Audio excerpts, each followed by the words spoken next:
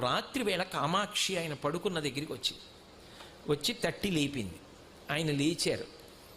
కేశపాశాన్ని తీసి ఇలా చూపించి ముట్టుకో ఉంది. ఆయన ఇలా ముట్టుకున్నారు. జిగురుగా ఉంది. ఏమ్మా జుట్టు జిగురుగా ఉందన్నారు. పాలు పోసి వెళ్ళిపోయావు అని. అమ్మా నీ గుడి పునర్నిర్మాణం చేయాలని తాపత్రయపడ్డానమ్మా అన్నారు. ఏమయ్యా గుడి పునర్నిర్మాణం చేయడానికి నువ్వు సంపాదించాలా? నన్ను అడిగితే నేను ఇవ్వను. దానికోసం నా జుట్టు ఇలా వదిలి వెళ్ళిపోయావా? చూడు పాలకంపు ఎంత సువాసనలు రావలసిన జుట్టునది. వెనక్కి వచ్చి అభిషేకం చెయ్యండి. రాత్రికి రాత్రి ఆయన బ్రిటిష్ ప్రభుత్వం వారిని అడిగారు తలుపులు తీయమని. తీశారు వాళ్ళు గౌరవం కొద్ది.